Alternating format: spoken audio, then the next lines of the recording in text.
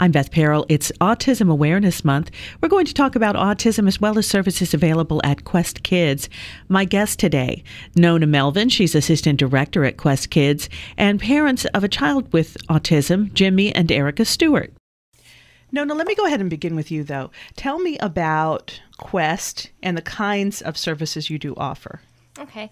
Quest is actually an organization that provides services for adults and kids with disabilities. We have different services. We have residential services for adults, employment opportunities for adults. We have the kids program where I'm actually the assistant director, and we have one-on-one ABA, which is applied behavior analysis. We have one-on-one services there for early intervention. And then we also have an academy, which is a school, starts with kindergarten. And right now our oldest child is 13 there. So we have group activities over there. They have different curriculums they follow, reading, language, math. But then our early intervention center focuses more on language and social skills and play skills, decreasing inappropriate behaviors like tantrums and ineffective ways of communicating. And so when someone comes to you, they've already been through a whole lot of battery of tests, I guess, to figure out that they could use some of those services. But what do you do next? I mean, somebody comes to your door. How do you decide what's going to be the best thing for them? All of our kids come with different skill sets already. Some of our kids actually communicate really well, but they need more help academically. Some kids come to us with very little, so we start with basic foundational skills. It's based mostly on assessment. Every child's different, so they have a different set of programs that targets different skill areas that they need. So it really is based on what their deficits are. So it's going to be different just depending on their level. We do have some certain assessments that we administer, that we run with them, but a lot of it also comes from the parents. We interview the parents. Sometimes we do home consultations or school consultations to see any problems that are going on at home or any issues at school, so that we can help the teachers as well. We do community-based. We'll go out, say a child's having trouble out in the store. So not just giving the parents recommendations, but we'll actually go with them to the store and help walk them through it with what to do when a tantrum happens in the middle of the store. But you'll work with that child for several years, maybe? We can. Yeah, some of our kids come, we have some kids that have been with us for probably close to 9 or 10 years, still receiving services with us, who started when they were 2 or 3 years old. It really depends. Well, let me go ahead and bring in the parents now, Jimmy and Erica, and tell me first what happened originally. You knew that your child was having some kind of issue, but you couldn't get it figured out. You went several places, I take it. So tell us about that. We're going through, and Landon, his first year and a half, he's developing typical. We had the book, What to Expect When Expecting, and we're like, you should see your child crawl. And he would crawl before Target sometimes, and he was walking before Target, and he was picking up language skills. I remember, around his first birthday, I could say, Landon, what does a lion say? And he would growl. And he would say fish, duck, mama, dada. Right, and so we had all of those skills developing typically, and then all of a sudden, something started changing. I would ask Landon, what does a lion say? And he would just smile and not respond. And you're like, oh, look at him being coy or cute or shy. And so of course I'd ask again, and he wouldn't answer. It just disappeared. And Erica, being at home with him more, saw some other things that. The biggest thing I noticed, I would always hold him up to the mirror and get him to make eye contact and smile at him in the mirror. And I just noticed him not having that connection. He'd want to pull the mirror off the wall and bang it to make a loud noise. There was no connection. And then he wasn't making eye contact with me or anybody. I would. But originally was, or he originally was. Yeah. Yeah. Okay. And so you noticed these things as a mom, and they just didn't feel right. So what did you do next? Well, I brought it up to our pediatrician. And it was hard because, like, he had some skills that were kind of high, and then some skills he should have been doing he wasn't doing at all. Like, he was losing skills. And so I imagine you checked all sorts of things like, hearing, eyesight, etc. Right. That was the first thing we checked, the hearing, and that all came out normal. So how old was he at this point? Well, actually, we started noticing signs when he was 1. And then by this point, it was, I would say 1.5. Okay. And was it about that time that you knew that it's potentially autism, and what do we need to do from here? Well, I researched it a lot on the internet, Yeah. so I thought that's what it was. And so did you know about Quest, or were you referred?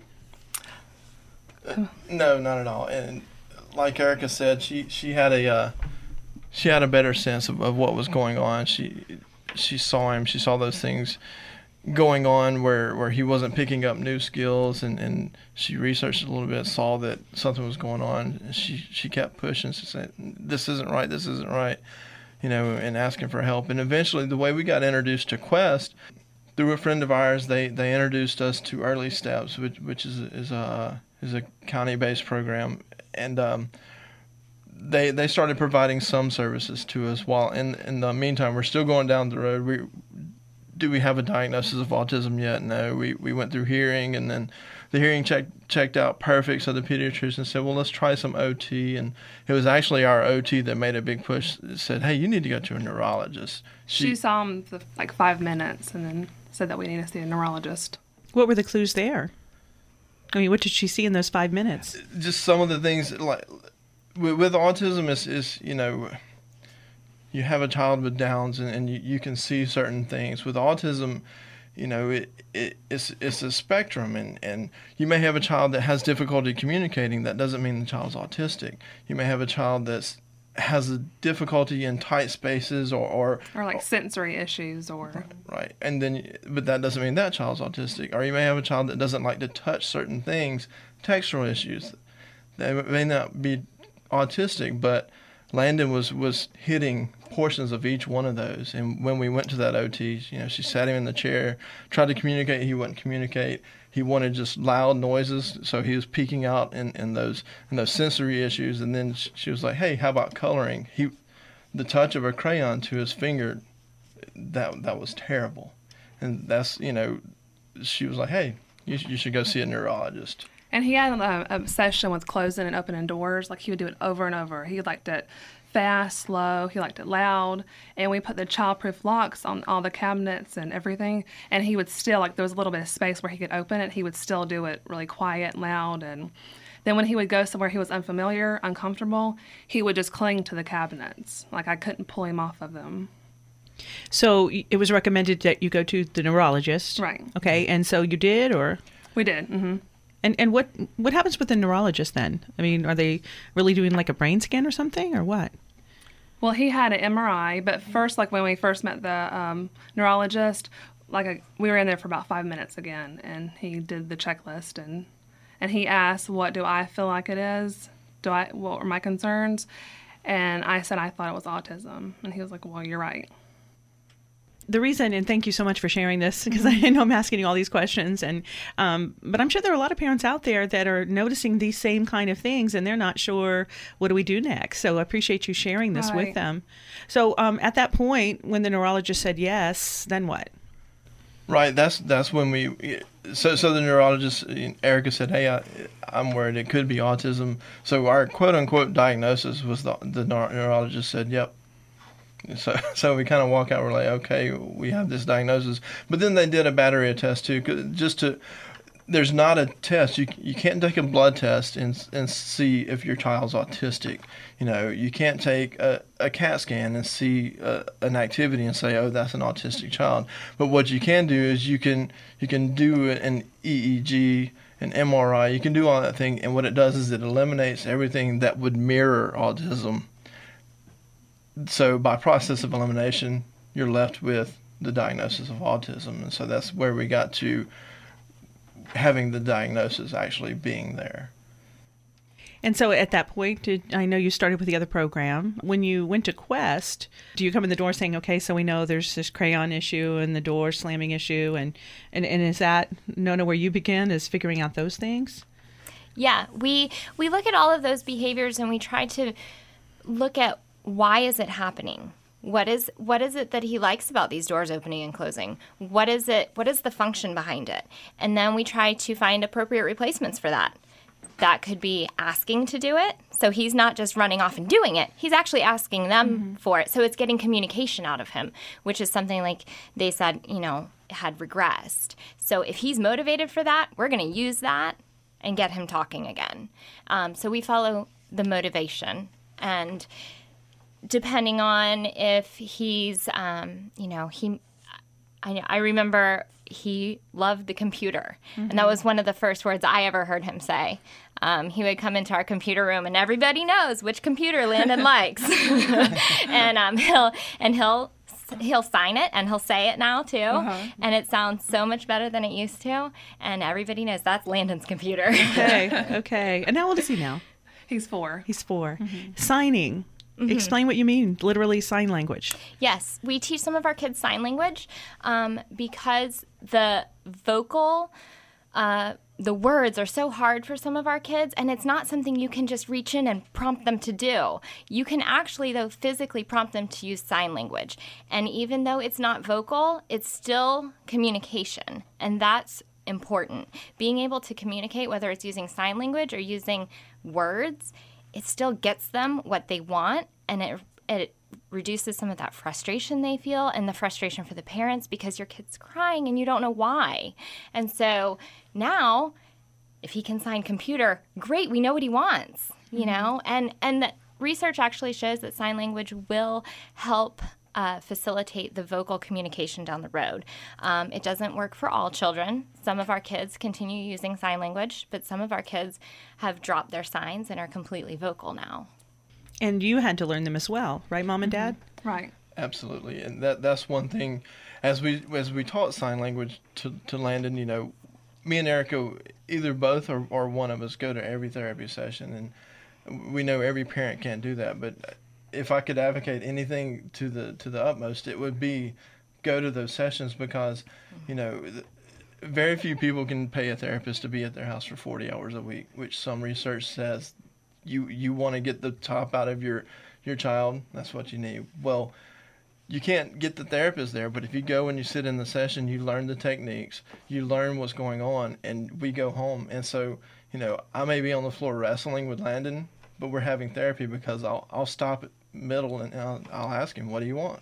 And he'll say tickle or wrestle or something. So again, you're re-engaging that communication. And so yeah, the whole process was learning for both of us. And one thing that I really liked is, yes, we were teaching him signs, but all of us are vocal. So we would do the sign for book, but we would say book. So Landon would pick up the sign, and eventually he'd start making the approximation ook or buh. And now he says book, and the sign is dropped. Yeah, he would get to where he would do the sign and the sign and say the word, and then he would just drop the sign and just say the word, like Nona was saying. So it really sounds like you have some tools as parents that I think all of us would want as parents, because for any of us, when we get frustrated, it's hard to say what you want anyway. This way, there's 2 methods for getting that out. So I want to ask another question about the idea of Landon being so young. How critical is it to get in the door as young as possible? It's very critical. Up through age 6 is the most important time to develop language. So the earlier, the better. Early intervention is key. Will Landon probably continue to use sign and words, or will he eventually? Well, some of the signs he's already dropped. Okay. So the words that he used more frequently, he's dropped the sign. So. Right, and one thing is that each kid is so unique. Like with Landon, a lot of autistic kids have lower development and oral motor skills, and Landon was in that case. But the fact that he was ultimately motivated by something like computer, most kids, their parents are like, oh, I remember when my son said dad or duck. One of Landon's first 5 words literally was computer. but that's because that was the ultimate motivator. You know, he wanted the computer, and he learned that if I sign it, and again, we would say computer and sign computer, he learned, okay, I sign it, and we would give it to him. And then the first time he said computer, well, he got the ultimate reward. He got to sit on the computer for 5 or 10 minutes and do Landon's thing. So it triggers, oh, if I do it correctly, the reward is much greater. And what does he like to do? Is it playing a game or what? He loves Starfall. He can read. He likes to read. He likes letters, numbers. And what happened, by the way, with the cabinet and the doors? With through ABA, he stopped. And he just does the motion, or He altogether? He altogether stopped. Okay, so the motivation has kind of transferred to something else? Yeah, a lot of times we can find other things to compete with that. It's just sometimes kids don't know what's available, and you have to introduce them to other activities and make those activities fun and reinforcing so they'll actually choose that over something else. Right, and one thing like Nona said is they're like, well, most kids aren't really driven with let's just open and close the door. So we're like, well, why does he do it? And Landon's really motivated. His sensory motivators are things like sounds and music and those electronics. So we introduced a music toy first instead of the cabinet. So he stopped playing with the cabinet because the music toy was cool. So we found out that it was the sound. That he was opening and closing the cabinet because he liked the sound, the auditory experience. And he liked the repetitive, but then... Kind of like drumming, almost. Right. Mm-hmm. Okay.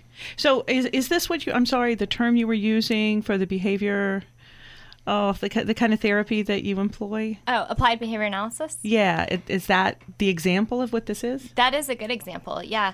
If you can find what's maintaining a behavior, why that behavior is still going, and then using that for in that case for Landon, he liked the sound, so they found something that would give him that sound, but it's more socially appropriate.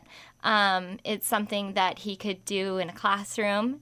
It's something he could do at a birthday party. It's something, and it's socially appropriate, and he still gets the same reinforcement out of it. He gets that sound. So there's that, but even on top of just playing with the music toy, we could teach him to ask for music. We could teach him, if he needs to turn it on, he could bring it to mom and dad and ask them to turn on. You just finding other skills that go along with it. Once you find something that's really motivating, what else can we get from it? Getting him to maybe label different parts of it. Is it a piano? Is it a drum? Mm-hmm. Is there a drumstick? Asking for the drumstick if there's not a drumstick available. Just finding different skills that can go along with that.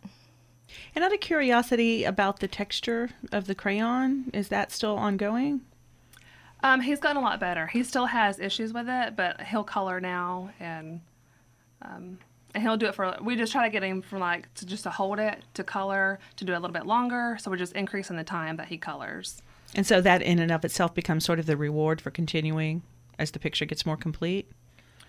Or we'll give him something that he really likes to finish the project, to color the picture.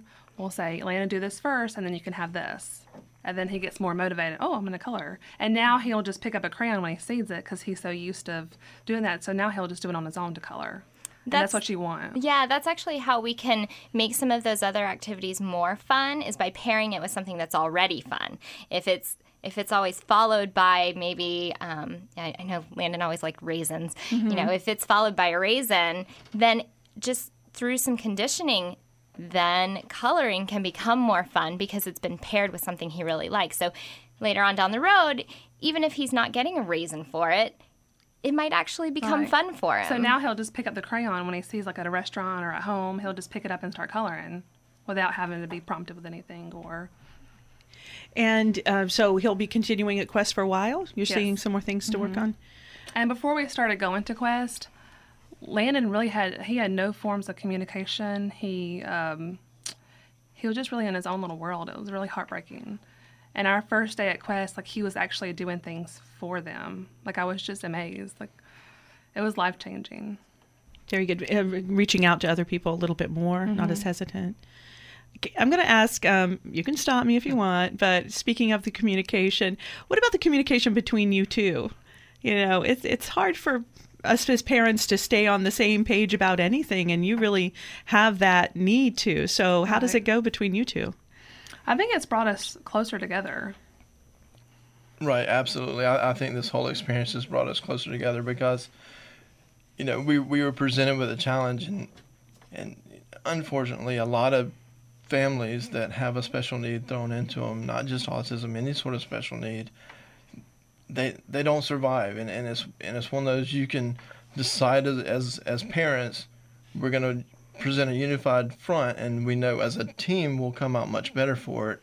Or you can, and to be honest, I missed the signs, and we could have said, Jimmy, you missed it, and I could have got mad for being told I missed it, but instead I sat back and said, you're right, but what do we do now?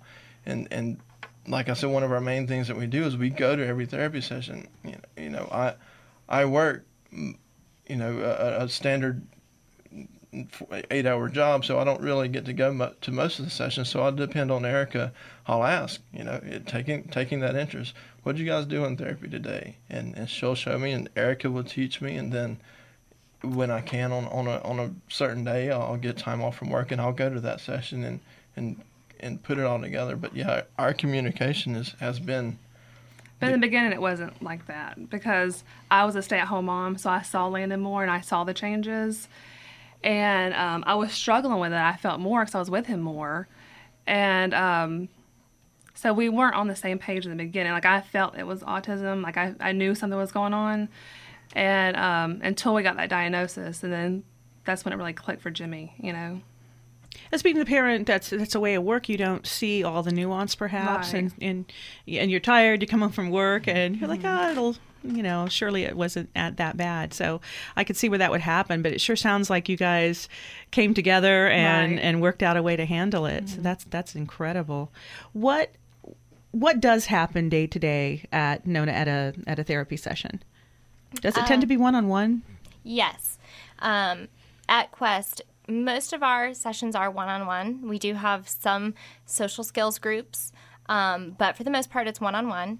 And say, like, for a child as young as Landon, a large focus of the session is following his motivation and getting that communication because it's so important early on. So there will be times when his therapist is kind of following him around, looking to see what he's interested in, and then they use that to get some language out of him. So there could be time spent doing that, and then there's time where they are working on maybe some more foundational skills, some compliance, maybe just, following some basic instructions like, clean up your toys, come here.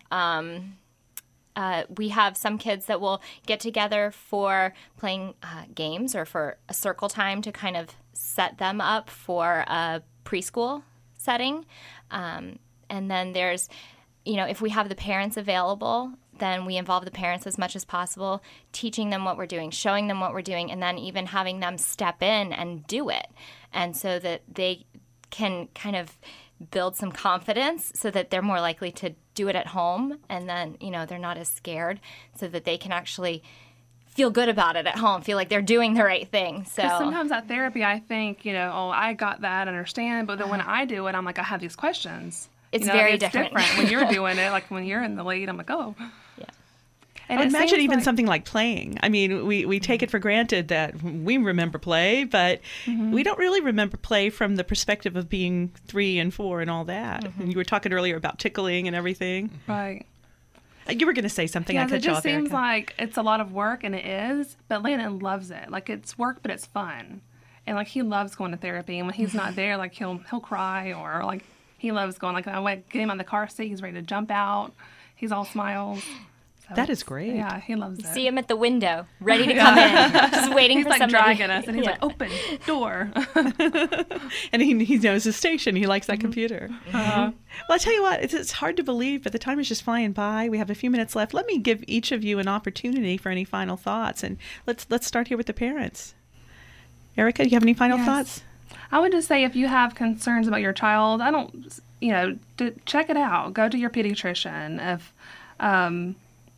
What's it going to hurt? If you feel like if you're a parent and you feel like something's going on, discuss that with them, and just just keep going with it.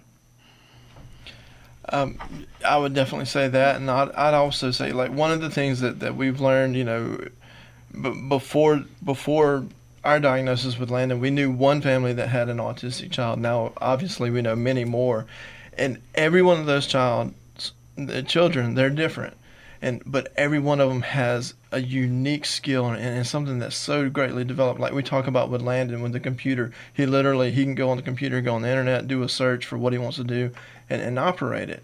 And we know other children who, we talked about learning signs. I have a 5-year-old, and I don't know the sign. I'll ask him. I'll say, Daniel, what's the sign for fish? And he'll show me.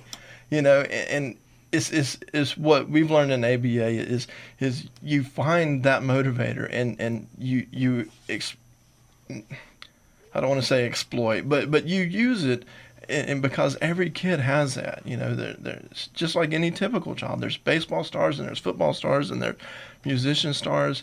The same is with any of our children. There's computer stars and sign language stars and beautiful musicians and great mathematicians. And so I would just encourage a parent to find that motivator, find what that kid likes, and use it as the learning tool, because that's what's made the biggest difference. And help them gain the skills that they don't have naturally. Well, very good. Nona, some final thoughts for us? Yeah, I'd like to offer for families to check our website. It has a lot of good information for parents regarding ABA. Our website is www.questinc.org. And on there, there's information about ABA. There's information just about, how to go about starting this whole process, how to receive services. We actually now are a provider for a lot of the major insurance carriers, which some parents may not realize, that insurance can cover some ABA services. So that's something to check into. So there's all that information on our website. Thanks. And I would just like to add something. Mm-hmm. Quest has just really changed our life. Like, I really think it helped save our marriage. Like, words can express how much we've benefited from it, and Landon. Feeling like you have some real tools to work with now? Mm-hmm. Very good. Again, thanks so much for sharing your story. My guests today have been Jimmy and Erica Stewart and Nona Melvin, the Assistant Director at Quest Kids. I'm Beth Perrell.